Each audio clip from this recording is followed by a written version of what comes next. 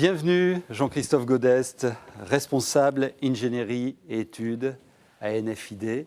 Et vous animez le déploiement de l'intelligence économique dans notre région auprès des entreprises. C'est quoi précisément l'intelligence économique ? L'intelligence économique, c'est maîtriser l'information stratégique pour aider à la prise de décision. Donc, très précisément, c'est permettre d'innover, mieux innover.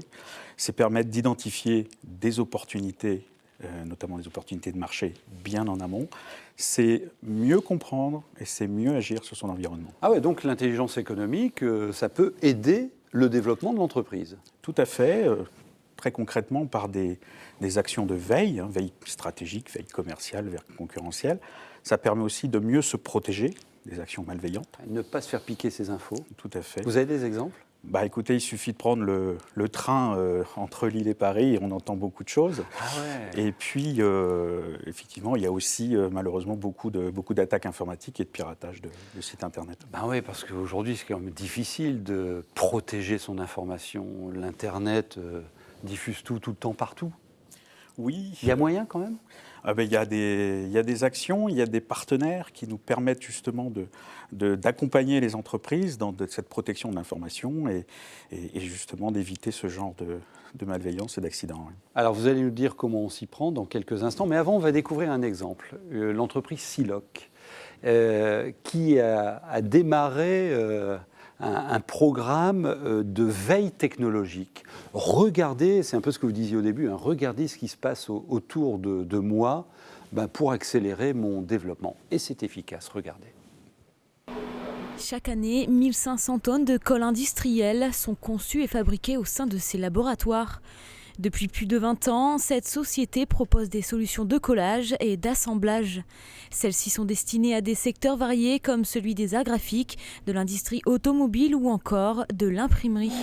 Alors ce produit est un produit qu'on a développé pour le groupe Hamelin, pour la fabrication de cahiers, qui a des propriétés d'adhésion et de souplesse particulièrement développées et très différentes de ce qui existe aujourd'hui sur le marché. Ça nous a demandé 18 mois de développement.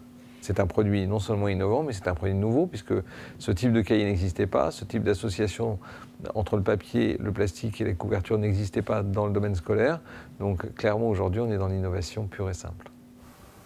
Siloc s'inscrit dans une démarche d'intelligence économique pour rendre ses pratiques de veille plus efficaces.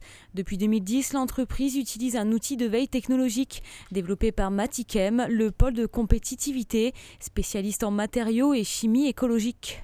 La première démarche, c'est que ça sensibilise l'ensemble du personnel sur un besoin que l'on a de se tourner vers l'extérieur. Donc, s'intéresser à ce qui se passe en dehors de l'entreprise. L'outil de veille technologique que l'on utilise doit, pour être utile, être paramétré au départ. Donc, on doit lui dire quels sont les types d'informations que l'on veut avoir. Aujourd'hui, je considère que c'est intellectuellement un outil phénoménal. En termes de gain de temps, ça existe aussi, donc il va falloir le matérialiser ou en tout cas mettre des chiffres dessus.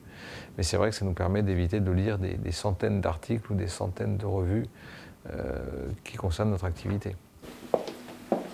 L'entreprise Siloc a réalisé l'année dernière un chiffre d'affaires de près de 5 millions d'euros. En 2010, elle a été récompensée par le trophée de la performance environnementale. Voilà un outil de veille technologique et en même temps, les PME ont des difficultés à appréhender cette nécessité de protéger ces informations et de faire de la veille. Alors, elles sont concernées en premier chef pourtant.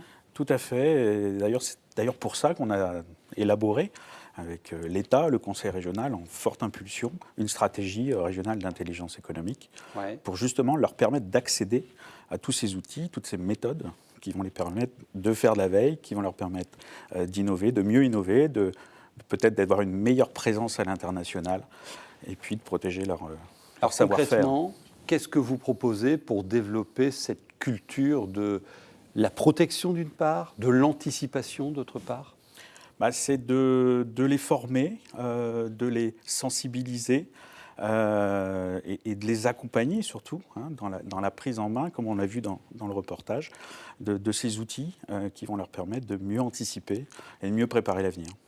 On vous donne l'adresse, notez-la bien, parce que vous pouvez vous renseigner sur le site ginov.com pour avoir accès à ces dispositifs. Voilà, tout à fait. Vous y retrouverez tous les contacts, les pôles de compétitivité, les chambres de commerce, la communauté d'universités et les établissements d'enseignement supérieur qui sont aussi très impliqués. Oui, d'autant que j'ai vu que l'IAE de Lille va lancer prochainement une formation post-master pour les professionnels qui bossent là-dessus, sur les démarches d'intelligence économique. Pas mal. Exactement. Il s'agit de donner des réponses d'intelligence économique dans toutes les fonctions de l'entreprise, que ce soit la communication, le marketing, la finance, la stratégie. Merci beaucoup. Alors c'est tout le temps ça, parce que maintenant on va parler d'activités saisonnières pour l'été. Mais l'intelligence économique, c'est tout le temps. Merci beaucoup. Merci à vous.